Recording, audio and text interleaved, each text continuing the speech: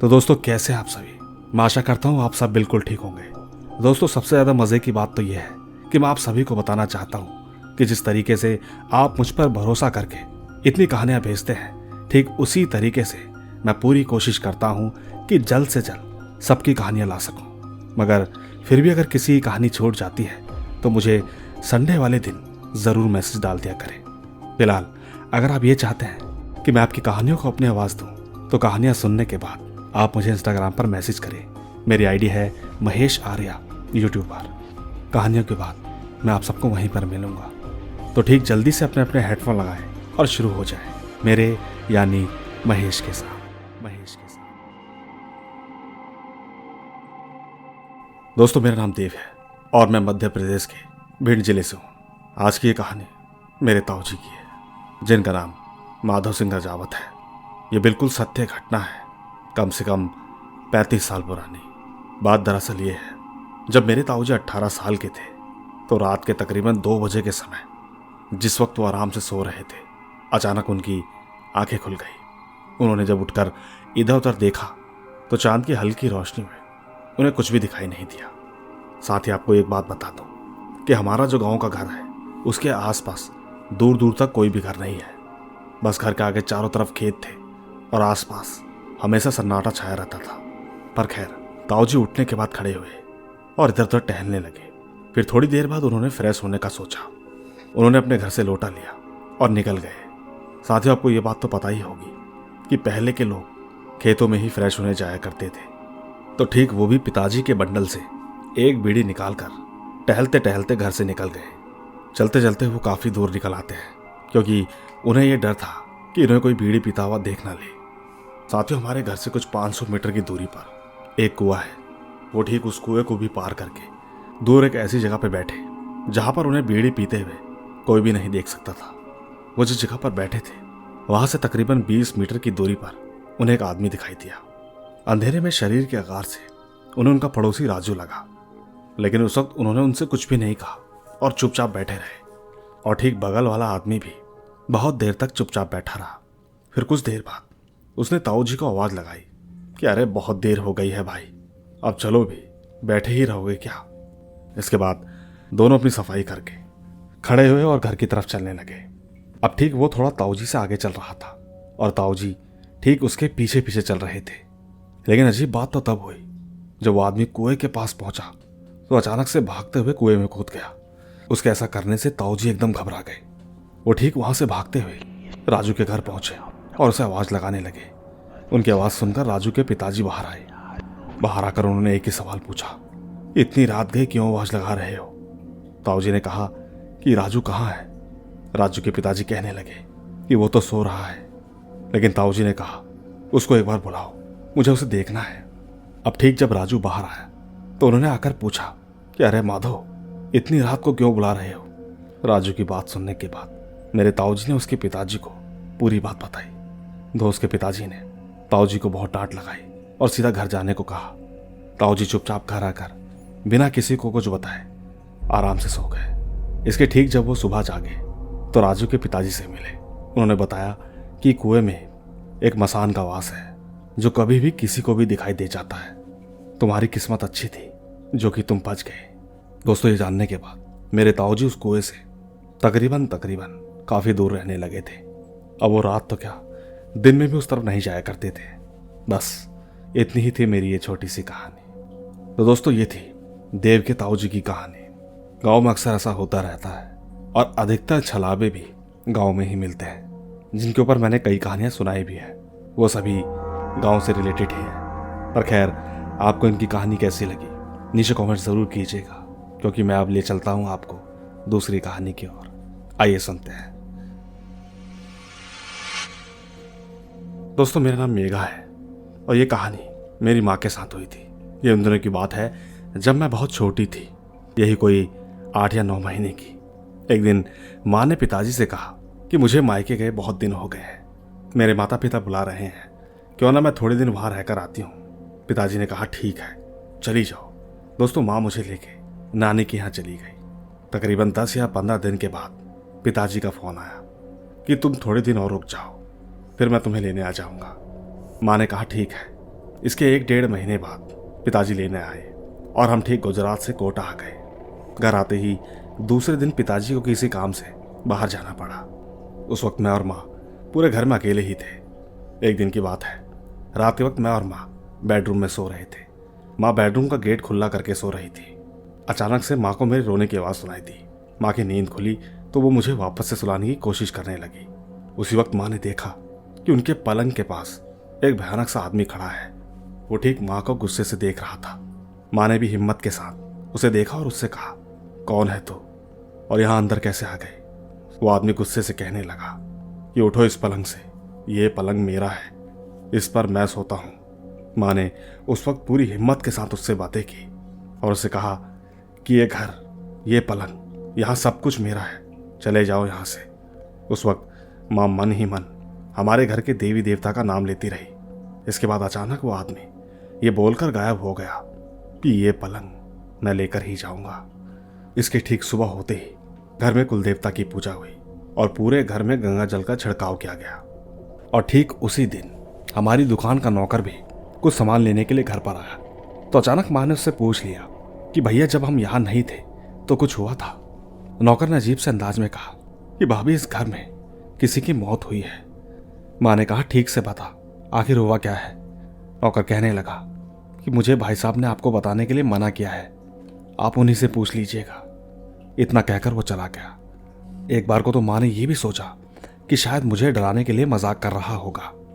पर खैर, उस दिन जैसे जैसे रात होती रही माँ को कल वाली बात याद आ गई। माँ कहने लगी कि भगवान आज रात ठीक ठाक निकल जाए, फिर कल तो मेघा के पिताजी आ ही जाएंगे।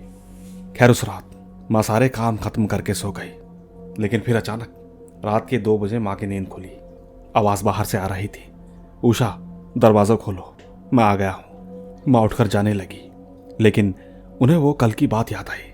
माँ ठीक गेट के पास खड़ी रही और यह सोचती रही कि अगर ये होंगे तो जब तक आवाज लगाएंगे तब तक मैं गेट नहीं खोलूंगी, और अगर कोई और हुआ तो 3 बार के बाद नहीं बोलेगा।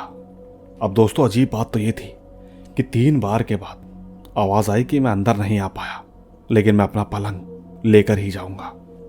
दोस्तों माँ उस दिन पूरी रात नहीं सो पाई। वो ठीक सुबह होने का इंतजार करती रही। वो बस यही सोचती रही कि कब वो आएंगे और उनसे सारी बातें पूछूं जो कि अब तक उनके साथ हो रहा था।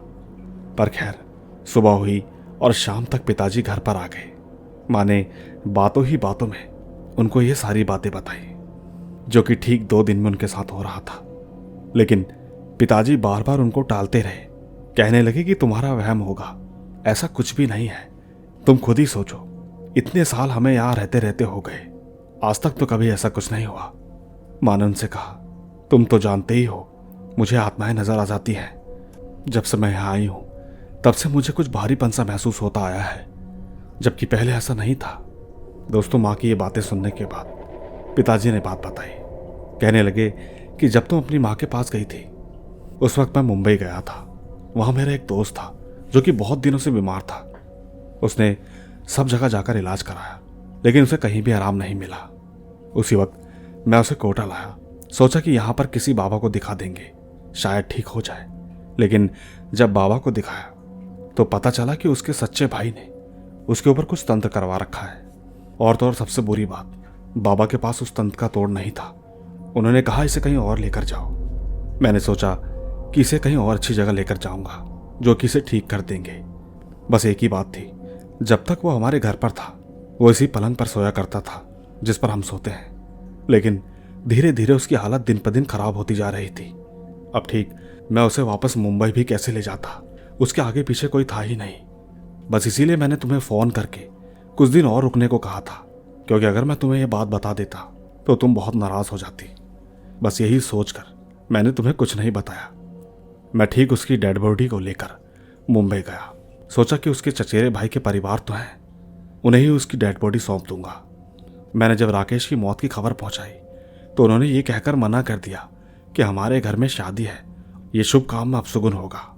तुम एक काम करो, उसकी डेड बॉडी को हॉस्पिटल वालों को सौंप दो, वो उसको वहीं पर जला देंगे, हमारे घर मत लेकर आना। अब मैं क्या करता, मेरा बहुत अच्छा दोस्त था। मैंने ही उसकी चिता को अग्नि दी और उसका क्रियाक्रम किया। उस वक्त पिताजी रोते रोते माँ को ये सारी बातें बता रहे थे।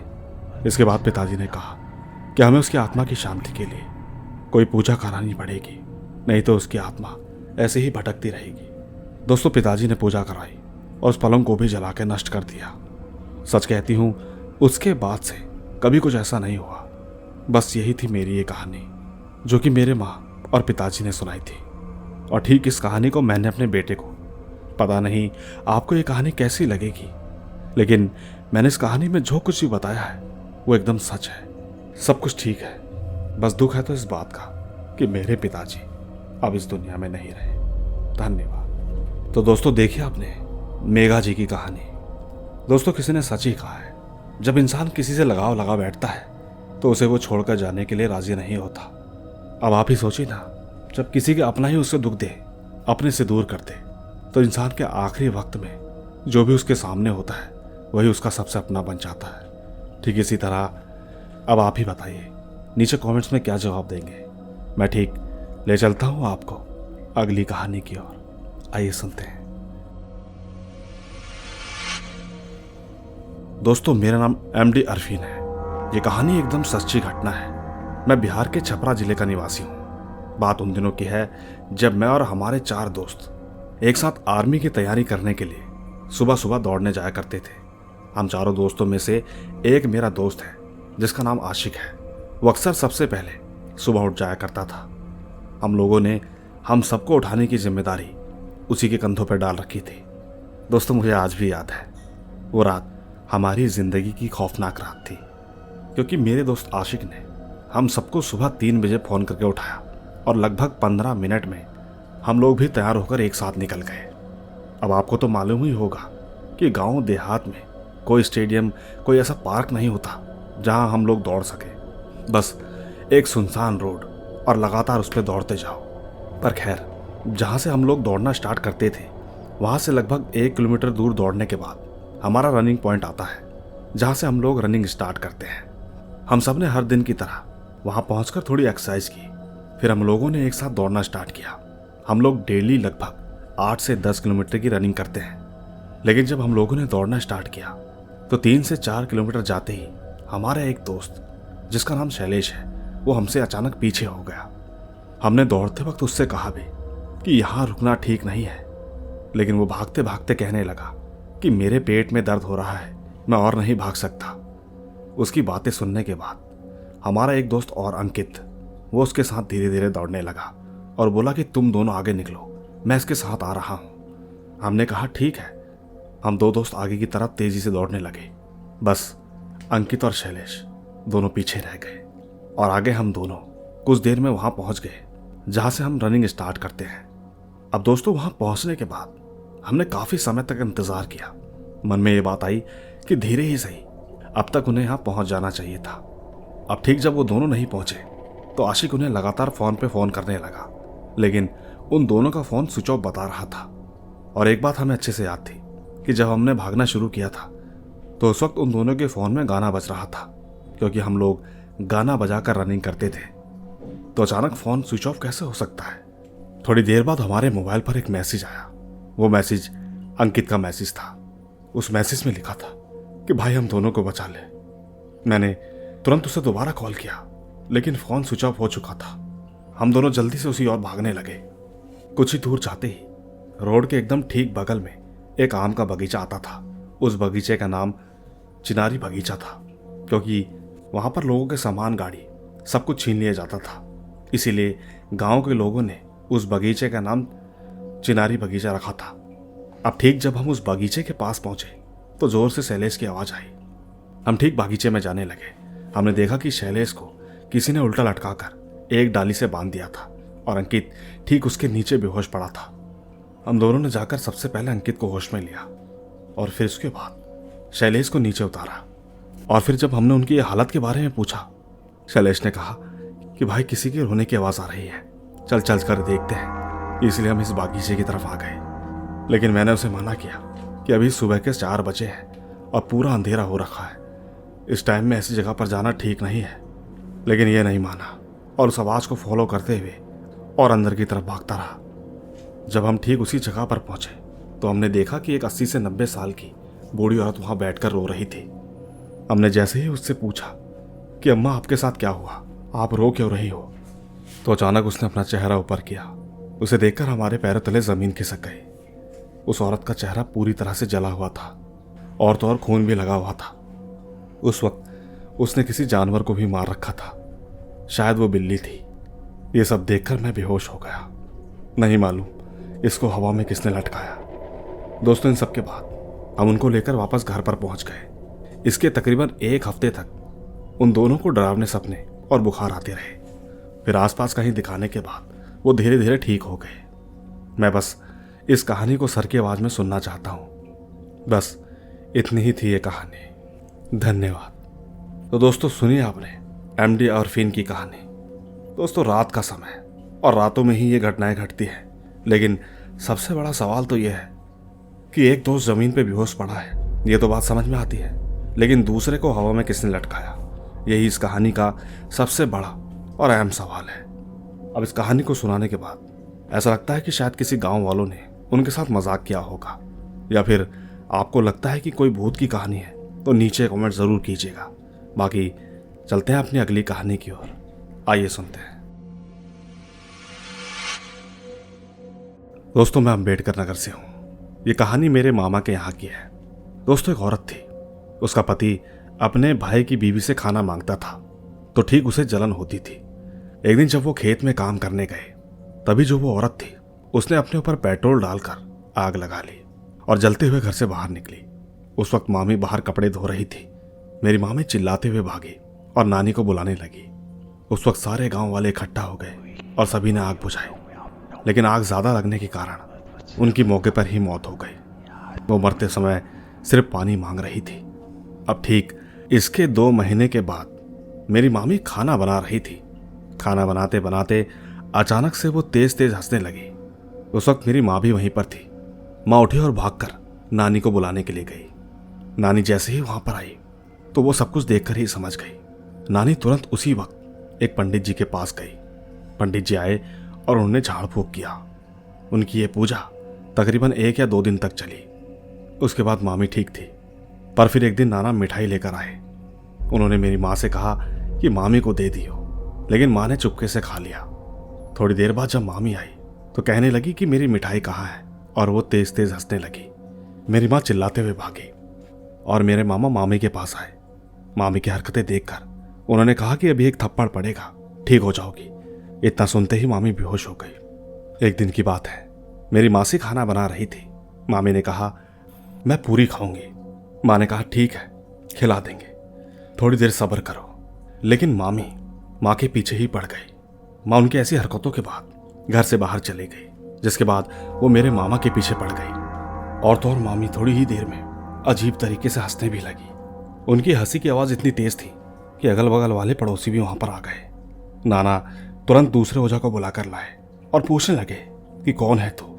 उस वक्त गांव वाले बात कर रहे थे कि ये शायद वही है जो जल के मरी थी। मामी ने ओझा से कहा कि जानते हुए भी अनजान बन रहे हो। इसके बाद ओझा ने झाड़ फूंक शुरू कर दिया। आप सभी को बता दूं, ये 1998 की बात है। ये बात मेरी माँ ने मुझे बताई थी, जो कि एकदम रियल है। दोस्तों, ठीक इसी तरह मेरी दादी ने भी मुझे 2 कहानियां बताई थी, तो मैं आपको वो भी सुनाए चलता हूँ। ये कहानी मेरे पिताजी के मामा के यहाँ की बात है। मेरी दादी ने बताया था कि एक आदमी था जो कि रोज शाम को 8 बजे खाना खाने के बाद खेतों की रखवाली करने के लिए जाया करता था। एक दिन खेत में रखवाली कर रहा था कि तभी खेत से कुछ दौड़ने की आवाज़ आई। उसने उठकर जब इधर उधर देखा तो कुछ भी नहीं था। दूसरे दिन वो फिर से खेतों में रखवाली करने के लिए गया। उसे दोबारा से वही आवाज़ आई, पर जब वो उठकर देखने गया तो कुछ भी नहीं था। ऐसा उसके साथ तकरीबन 3 से 4 बार हुआ। आखिरकार गुस्से में आने के बाद वो गाली देने लगा, और ठीक इन सब के बाद वो शैतान राक्षस सामने आया। दोनों रात भर लड़ाई करते रहे, और जब सुबह हुई तो वो राक्षस हार मान गया। समझ चुका था कि मैं इससे जीत नहीं पाऊंगा। अब ठीक वो राक्षस उस इंसान का मुंह टेढ़ा करके भाग गया। इसके बाद उसकी बीवी ने भी उसे छोड़ दिया। लेकिन दोस्तों, वो आदमी आज भी जिंदा है। और तो और सबसे बड़ी बात, वो आज भी हमारे पिताजी के मामा के यहाँ कभी कभी आते हैं। मैंने उन्हें खुद देखा है। उनका चेहरा अभी भी टेढ़ा है। और ठीक ये कहानी शायद 87 या 88 की बात है। ये भी एकदम सच्ची कहानी है। मैं तो बस इतना ही सोचता हूँ कि आखिरकार उस आदमी के पास कितनी ताकत होगी। वाकई गूस बम्स आ जाते हैं। आप सभी को बता दूँ, मेरा नाम अरुण कश्यप है और इसी के साथ मैं आपको आखिरी कहानी सुनाना चाहता हूँ। ये कहानी एक आदमी की है जिसका घर मामा के घर से 2 किलोमीटर की दूरी पर था। वो आदमी एक किसान था। वो अपने खेत जोत रहा था। अब ठीक खेत के ही बगल में एक पेड़ था। सारे खेत जोतने के बाद जब पेड़ की तरफ जोतने लगे तभी पेड़ से आवाज आई कि यहां मत जोत। किसान ने आवाज तो सुनी लेकिन फिर भी वहां पर हल जोतना चालू कर दिया। इसके बाद वो किसान वापस अपने घर चला गया। उसने 8 या 9 बजे करीब खाना खाया और चुपचाप सो गया। लेकिन तभी किसी ने उसका दरवाजा खटखटाया। वो ठीक दरवाजे के सामने ही सोता था, बाकी फैमिली अंदर कमरे में। जैसे ही उस इंसान ने दरवाजा खोला तो पाया कि सामने एक इंसान था। उस इंसान ने उससे कहा कि मैंने तुझे मना किया था, अब तू मेरे साथ चल, आज तेरा आखिरी दिन है। उस किसान ने कहा कि इस वक्त मैं कहीं नहीं जा सकता। शैतान ने उसे दोबारा कहा, चल तू मेरे साथ चल, पर एक बात याद रख, तुझे आज जिससे मिलना है मिल ले, क्योंकि आज तेरा आखिरी दिन है। दोस्तों, इतना कहकर वो इंसान वहां से गायब हो गया। वो किसान रात को ही अपने पूरे परिवार से मिला और सुबह होते ही अचानक उसकी मौत हो गई। दोस्तों, सच कहता हूं, ये भी एक रियल कहानी है जो कि मेरी दादी ने बताई थी। ये बात 1990 की है। वैसे अब मेरी दादी को मरे हुए भी 3 साल हो चुके हैं। फिलहाल यही थी मेरी 3 कहानियां। न जाने आपको कैसी लगेंगी। धन्यवाद। तो दोस्तों, ये थी अरुण कश्यप जी की कहानी। आपको इनकी कहानी कैसी लगी नीचे कमेंट जरूर कीजिएगा, क्योंकि मैं ले चलता हूं आपको हमारी अगली कहानी की ओर। आइए सुनते हैं। दोस्तों, मेरा नाम रमन है। मैं अयोध्या जिले का रहने वाला हूं। गांव का नाम खुशहालपुर है और मैं सर का बहुत बड़ा फैन हूं। अक्सर उनकी कहानियां सुनता रहता हूं। और ठीक आज की मेरी ये कहानी मेरे बड़े पिताजी के लड़के की है। बड़े पिताजी के लड़के का नाम राजकुमार है। और आपको बता दूं कि हमारे यहाँ एक त्यौहार आता है, गुड़िया। उस दिन हम लोग नाग देवता की पूजा करते हैं। हम लोग ठीक नदी में नहाकर वापस घर आते हैं। पर खैर, उस दिन घर आने के बाद हमारे बड़े भैया ने हमसे कहा कि मुझे घबराहट हो रही है, लेकिन हम सब ने उनकी इस बात को इग्नोर कर दिया।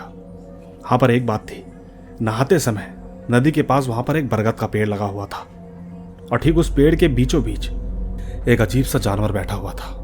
भैया ने जैसे उस पेड़ की ओर देखा तो अचानक उनके ऊपर कूद पड़ा। जैसे तैसे भैया उसे जान छुड़ाकर नदी से बाहर निकल गए। इस बार भैया ने सोचा कि अब दूसरी तरफ से नहाने जाता हूं, लेकिन वहां पर भी भैया को एक सांप दिखाई दिया। वो सांप भैया को ही देख रहा था। वो ठीक सांप को देखकर उसे वहां से भगाने लगे, लेकिन वो सांप भैया के पीछे पीछे आने लगा। भैया उस सांप से बचते हुए किसी तरह से वापस घर आ गए। घर आकर भैया ने पिताजी को ये सारी बातें बताई, लेकिन पिताजी ने छोटी सी बात समझकर इग्नोर कर दिया। भैया गुस्से में दारू पीकर घर आए और बोलने लगे कि मैं जा रहा हूं अपनी बड़ी दीदी को लेने। दोस्तों, उस वक्त उन्होंने इतनी दारू पी रखी थी कि उनसे चला भी नहीं जा रहा था। हमारे पूरे परिवार ने भैया को बहुत रोका कि मत जाओ, लेकिन भैया ने हमारी एक भी बात नहीं सुनी। बस लगातार एक ही बात कहते रहे, मैं जा रहा हूं। इसी बात पर पिताजी को गुस्सा आ गया। पिताजी ने उनकी गाड़ी की चाबी निकाल ली।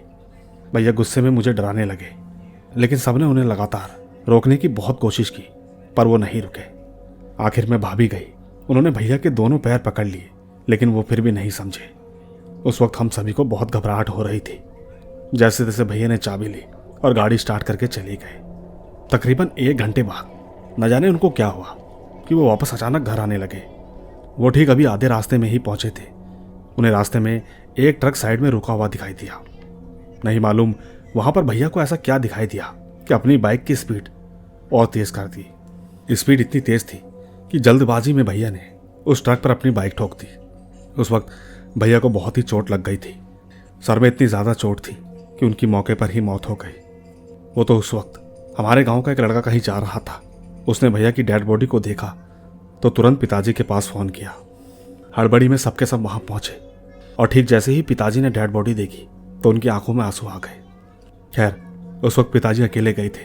घर आकर जब पिताजी ने ये बात सबको बताई तो सबके सब रोने लगे। और तो और जब सबने डेड बॉडी देखी तो सबके एकदम होश से उड़ गए। यकीन मानिए, हमारी तो रूह ही कांप गई। सर एकदम फट गया था, दांत भी टूट चुके थे। एक बात और है, जब भैया की डेड बॉडी को जलाने लगे तब मुझे वहाँ किसी के रोने की आवाज़ सुनाई दी थी। उस वक्त मैं वहाँ पर बहुत ही ज़्यादा डर गया था। मैंने ये बात उस वक्त किसी को नहीं बताई, लेकिन जब मैं वहाँ से घर आया तो मुझे ये बात बहुत सता रही थी। हिम्मत करके मैंने माँ से कहा कि माँ, जब डेड बॉडी जलाई जा रही थी तो उसमें से मुझे किसी के रोने की आवाज़ सुनाई दी थी। मैं बहुत डर गया था। माँ मुझसे कहने लगी कि ये सब झूठ है, ऐसा कुछ भी नहीं होता। उस वक्त मेरी नानी बगल में बैठी हुई थी। जब ठीक नानी ने ये सारी बातें सुनी तो माँ को कहने लगी कि ये सब सच है। जब डेड बॉडी जलने लगती है तो उसमें से एक रोने की आवाज़ आती है। ये आवाज़ तुमको इसलिए सुनाई थी क्योंकि तुम डरे हुए थे। और तो और नानी डांटने लगी कि आज के बाद कभी भी किसी की मृत्यु पर जाना, पर डरना नहीं। तुमने ये गलती जो किया है बहुत भारी पड़ सकती है। आज के बाद ऐसी गलती कभी मत करना। दोस्तों, भगवान का लाख लाख शुक्र था, मुझे कष्ट नहीं हुआ। लेकिन इसके दूसरे दिन दीदी के ऊपर मेरे भैया आ गए। आते ही वो तम्बाकू मांगने लगे। माँ को लगा कि दीदी तम्बाकू तो खाती नहीं है, तो आज कहाँ से मांगने लगी। उसी वक्त माँ को शक हुआ। माँ ने तुरंत पूछा, तुम कौन हो? दीदी ने कोई जवाब नहीं दिया। फिर माँ ने बोला कि कौन हो तुम, बताओ, मैं तुम्हें तम्बाकू दूंगी। दीदी कहने लगी कि मैं राजकुमार हूँ, बस मुझे तम्बाकू खिला दो, मैं चला जाऊँगा। दोस्तों, वाकई में जैसे ही भैया को तम्बाकू खिलाया तो उसके बाद भैया कभी भी किसी के ऊपर नहीं आए, और तो और उन्होंने फिर किसी को परेशान भी नहीं किया। आखिरकार यही थी मेरी ये कहानी। अगर आपको ये कहानी ठीक लगे तो ज़रूर बताना। मैं सर का बहुत धन्यवाद करता हूँ। बस कहानी अपलोड होने का इंतज़ार है। धन्यवाद। तो दोस्तों, सुनिए आपने, ये थी रमन जी की भेजी हुई कहानी। इनकी कहानी एकदम सीधी सीधी सी है, लेकिन कुछ वाक्य ऐसे हैं जो कि दिखते तो नहीं लेकिन सुनाई ज़रूर देते हैं। तो दोस्तों, सुनिए आपने, ये थी हमारी आज की कुछ कहानियाँ। आपको कैसी लगी नीचे कमेंट्स में ज़रूर बताइएगा। और हाँ, एक बात और, अगर मैं किसी की भी कहानी भूल गया तो प्लीज़ संडे तक आप मुझे दोबारा टैग कर सकते हैं। मैं पूरी कोशिश करूँगा कि आपकी कहानियाँ जल्द से जल्द ला सकूँ। फिलहाल अब मैं जाने की इजाज़त चाहता हूँ। चलता हूँ। Bye bye.